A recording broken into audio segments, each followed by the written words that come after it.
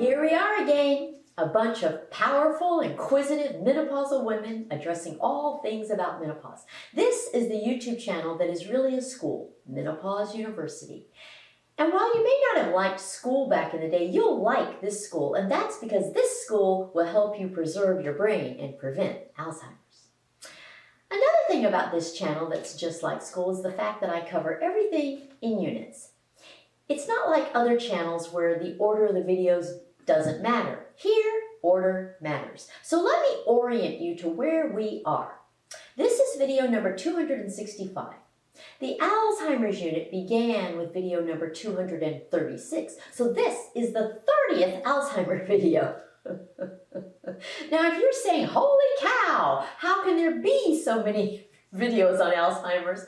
I would ask you, how much do you value your brain? Because learning how to save your brain is not a quick and easy matter. And one of the ways you can save your brain is by simply knowing the different effects of different kinds of food on your brain. Did you hear what I just said? I said that different kinds of food have different effects on your brain. So an awareness of the foods that are most beneficial for preventing Alzheimer's is very powerful. Last week, you learned about the benefits of antioxidant and anti-inflammatory foods. And today I'm going to teach you about the three basic food groups: proteins, carbohydrates, and fats. In my book, all of this material is in chapter 33, but there is no way I can give you the detail in my book that I can give you here. So even if you have the book, be sure to keep watching this video. You know, these days, people don't really talk about food. They talk about food groups. The focus is not on the whole. The focus is on the part. So instead of focusing on how well your succulent salmon went with the braised broccoli and complemented the nut-crusted dark chocolates you had for dessert, you focus on how many protein, carbohydrate, and fat calories you consumed. There are people who believe that a calorie is a calorie and it doesn't matter whether it's a protein calorie, a carbohydrate calorie, or a fat calorie. And there are many reasons to consider that logic, but all we care about right now is your brain. And the questions for today are, number one, are there certain food groups that your brain prefers over others? And number two, if so, what kinds of foods in that food group does it prefer most? In other words, if your brain needs fuel from the food you eat, do you think a calorie is a calorie and any food will do? Or do you think there are differences between how well the different food groups fuel your brain? I think a little quiz question is in order here. It will set the stage for addressing the first of our two questions. So here it is. Which of the following statements is true regarding your brain's preferences for the three food groups: proteins, carbohydrates, and fats? A calorie is a calorie. Your brain does not discriminate between the three food groups. It uses them all equally well for fuel and function. B, your brain prefers carbohydrates because they provide immediate energy. C, your brain prefers proteins because they provide the building blocks for cell growth. D, your brain prefers fats because they provide insulation around neurons.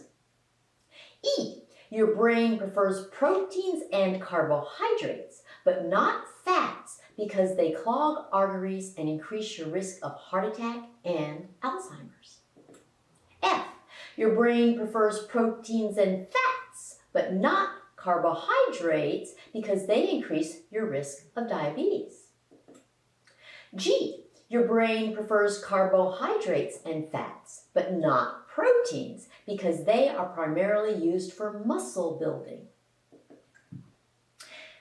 Depending on what you've been led to believe by various people promoting various foods and discouraging others, you may think you know the answer. So let's see if you're right.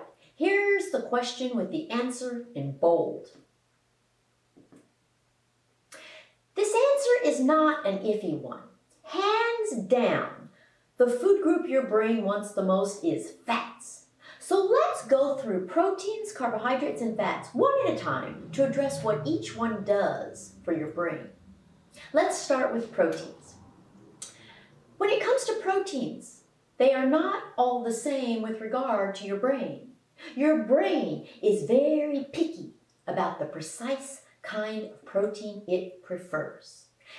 And the key to brain-friendly anti-Alzheimer's proteins is that they are rich in one particular amino acid. It's called leucine. Just remember, I love Lucy, although leucine is not spelled like Lucy. Instead of L-U-C-Y, it's spelled L-E-U-C-I-N-E.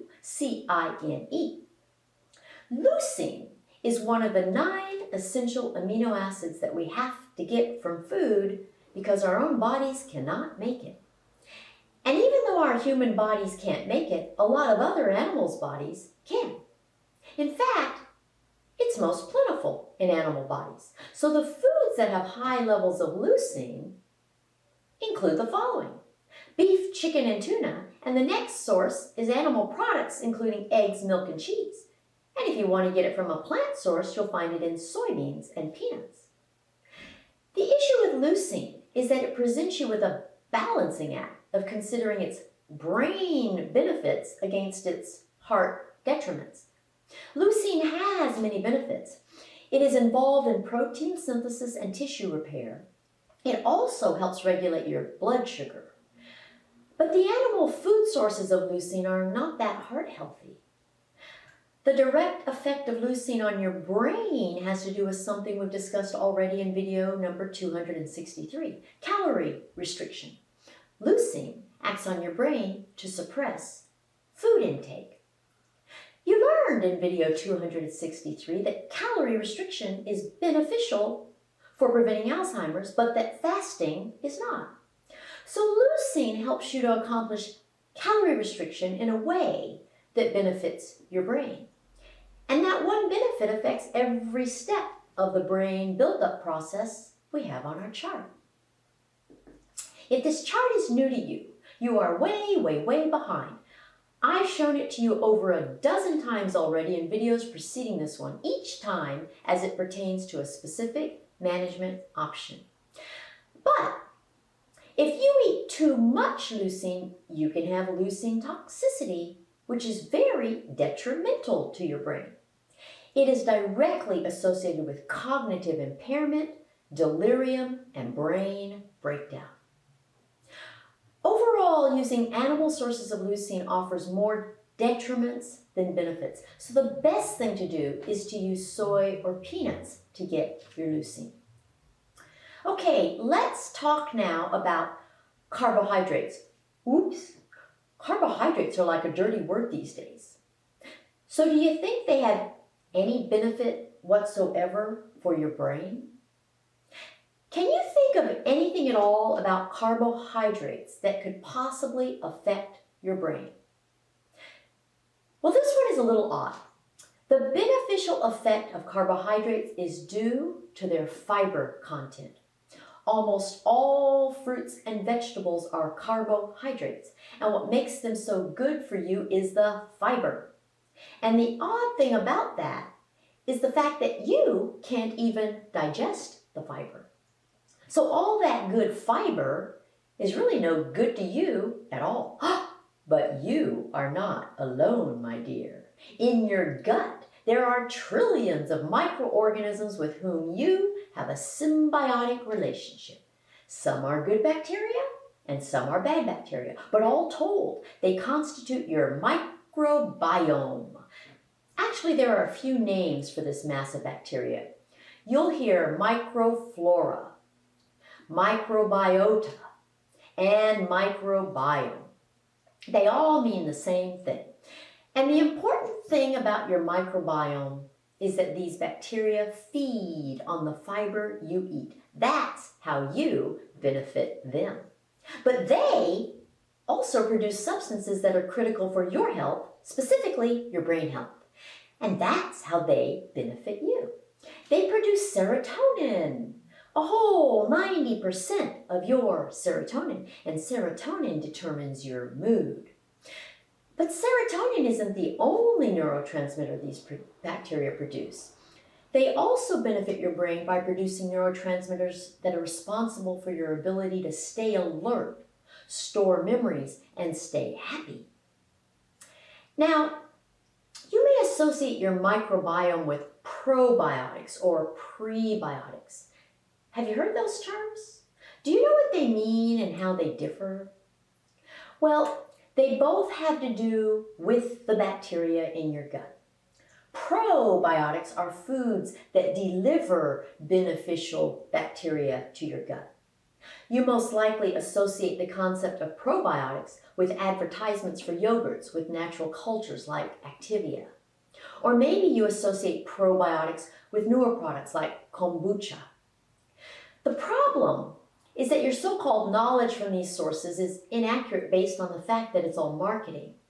Not only is the entire probiotics market entirely unregulated, but the claims are not tested before the products go to market. So do not assume that the only way to get probiotics is by buying these products. I'll tell you a better way in a bit. In contrast with probiotics, prebiotics are substances that encourage the growth of beneficial bacteria in your gut. So the difference is that probiotics put the bacteria there, while prebiotics enable them to grow there on their own. So what can you eat to grow healthy gut bacteria? Fruits and vegetables that are full of fiber. The truth is that your best way to ensure a healthy microbiome is to eat a lot of fresh fruit and veggies. If you do that, the trillions of bacteria in your gut will do the rest. So while carbohydrate is a dirty word these days, when it comes to your gut microbiome, they are golden. And that's important for Alzheimer's because your gut microbiome has a huge effect on your brain. So what you want is a healthy microbiome that is well balanced. Dysbiosis is a term to describe a microbiome that is out of balance. It can result from poor eating habits or anything that disrupts the normal circadian rhythm of your digestive tract. Do you see how everything keeps coming back to the natural rhythm of your body?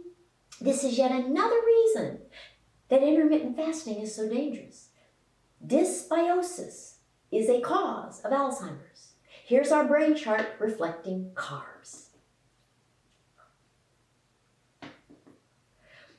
So carbohydrates affect every single step of the brain buildup process too.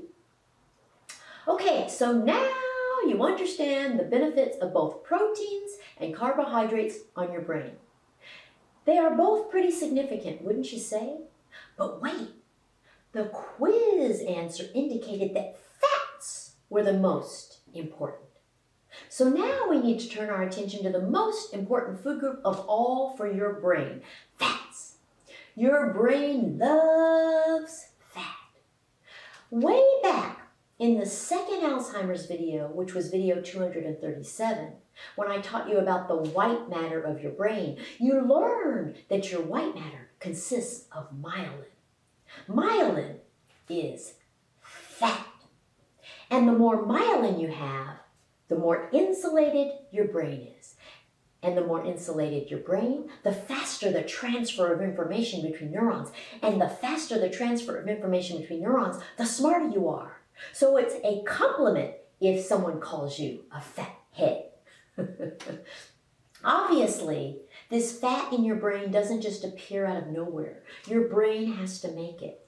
And it uses dietary fats to do so. But not just any fat will do. Your brain is very picky about the fats it prefers. First, let's look at a list of the main types of fats. There are saturated fats, monounsaturated fats, which are MUFA, which I say is a MUFA. There's polyunsaturated fats, which is PUFA or PUFA, and there are trans fats. And there are sub-classifications for some of these. You've heard of the omega fatty acids, haven't you? You've seen references to 3 of them everywhere, omega-3, 6, and 9. Well, these fall into the main categories of fats I just showed you, but they do not all belong to the same category. The omega-9 fatty acids are MUFAs, while the omega-3 and 6 fatty acids are PUFAs. So let's add them to the list just for the sake of completion.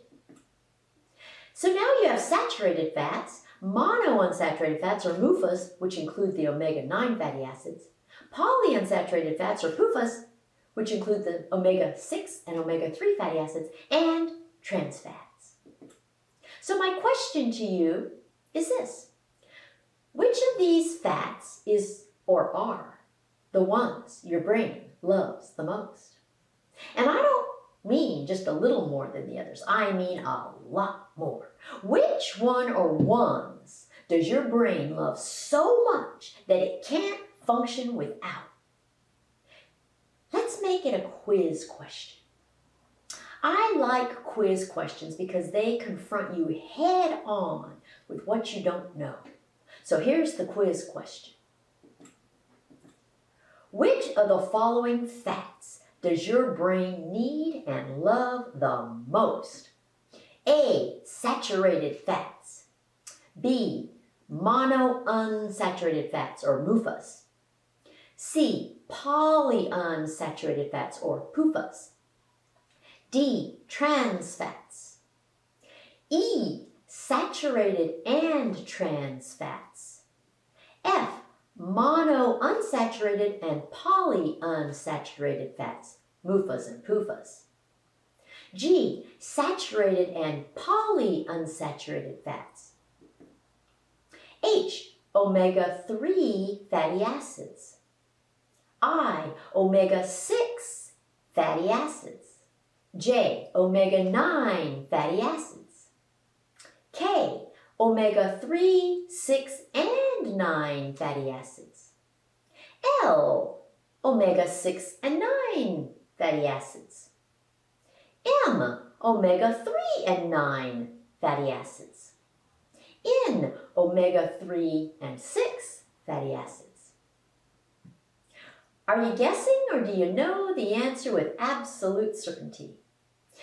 Are you answering using factual information, or are you inferring based on the dietary supplements you see advertised just about everywhere? Well, the reason I gave you a quiz question on this is because I don't want you to ever have to guess again. This is not an area where you can afford to be iffy with your knowledge. Your brain cannot afford it. So here's the question with the answer in bold. The answer is undoubtedly and unequivocally omega-3 fatty acids. Okay, so omega-3 fatty acids are the fats your brain wants and needs the most. But the problem is that omega-3s are the most difficult for your brain to get. And there are multiple reasons for this difficulty. And the reason I'm bothering to tell you about them is because nobody else does. Just about everything you've ever heard with regard to getting your omega-3s is inaccurate. So here are the 3 reasons it's difficult to get omega-3s. Number 1, people don't eat enough of the foods that contain omega-3s. Number 2, omega-6s compete with omega-3s. And number 3, the food industry processes away most omega-3s. So let's address each of these, starting with the foods that contain omega-3s. Do you know which foods naturally contain omega-3s? There are really only a few. They are seeds like flax seeds and chia seeds, nuts, especially walnuts, green veggies, algae, and fatty fish like salmon and mackerel. Notice that I listed the seeds first. How often do you eat flax seeds and chia seeds? Chia seeds actually have the highest omega-3 content of all. What about nuts? Do you eat them daily? You probably eat more fish than seeds or nuts. And you've probably heard that fish is your best source of omega-3s. But that's not the whole story. And you know me, I give you the whole story. And the whole story moves us to the second reason most people don't get enough omega-3s. Omega-3s compete with omega-6s. There are 3 forms of omega-3 fatty acids. I'll tell you their names, but you don't have to remember them. They are alpha-linolenic acid, or ALA, docosahexaenoic acid, DHA, and eicosapentaenoic acid, EPA. You can just use the acronyms ALA, DHA, and EPA. But the critical thing is to note that the L in ALA is for linolenic. It has an N in the third syllable. It's linolenic. That's important simply because there's an omega-6 fatty acid that has the very same name without the N. It's linoleic. You want to stick with the N. The problem with fish is that they contain both omega-3 and omega-6 fatty acids. Now you may be wondering why that's a problem when both of them are good for you. Well, it all comes down to the competition between omega-3s and omega-6s. Anytime they are together, they compete. And the omega-6s always win. The best ratio of omega-3 to omega-6 for your brain is 2.3 to 1. In other words, your brain needs more than twice as much omega-3 than omega-6. But anytime they are together, the omega-6s hog all the fatty acid receptor sites, leaving no place for the omega-3s to bind. And that's because omega-6 is much stronger than omega-3. So you end up getting the benefit from the omega-6 only. The omega-3 is completely lost. But the omega-6s also have some detriments. They cause inflammation. So the only way to get omega-3 is to reduce your consumption of omega-6s. But every time you eat fish, you ruin your chances. And that brings us to the third reason it's difficult to get omega-3s. Processing by the food industry. You see, omega-3s are not only weak in terms of their competition with omega-6s, they are also extremely fragile in and of themselves. Omega-3s are so fragile that they cannot handle even the slightest manipulation. No matter what you try to do with an omega-3 fatty acid, it will disintegrate. If you heat it, you destroy it. If you cool it, you destroy it. If you stir it, you destroy it. There is absolutely nothing you can do with regard to food processing that preserves it. You can't even bottle it. So all those vegetable oils that claim to contain omega-3 fatty acids haven't a molecule of the stuff. It can't withstand the bottling process. So it turns out that the vegetable oils that claim to contain omega-3s are some of the most detrimental products of all for your body. Whole books have been written on how dangerous they are. Yet, all the advertising would have you believing just the opposite. Omega-3s also have a very short half-life. That means they degrade quickly.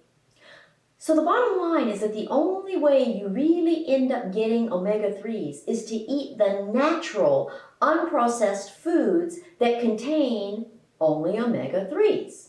And that means you have to stick to seeds, nuts, and green leafy vegetables.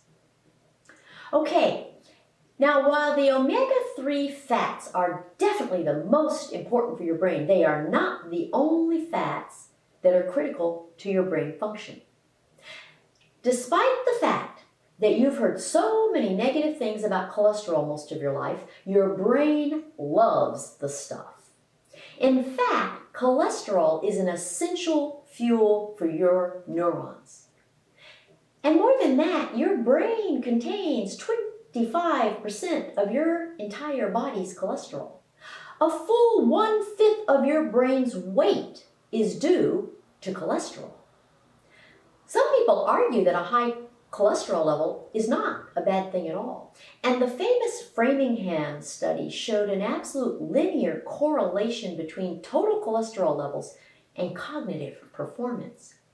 So fats are your brain's friend, its best friend. So here's our chart again, demonstrating the extra super duper importance of fats on your brain buildup. So there you have it, the 3 food groups and how they affect your brain. The brain-friendly protein is leucine, the brain-friendly carbohydrates are fibers, and the brain-friendly fats are omega-3s and cholesterol. The best sources of the 3 food groups for your brain are soybeans and peanuts for proteins, fruits and vegetables for carbohydrates, and seeds, nuts, and green leafy vegetables for fats. As usual, I've made you a little chart to summarize this material. The chart is extremely simple, with just the basic bottom line information I've given you here today. The protein column is in blue, the carbohydrate column is in green, and the fat column is in yellow. The far left column in white just designates 4 factors for each food group. Your brain's favorite protein, carb, or fat, the best sources of each, the suboptimal sources for each, and the benefit of each. You can find the chart in the description box just below the screen you're watching, or you can go to my website, which is menopausetailor.me, where you can also schedule a consultation. Oh, how I wish I could have consultations with all women.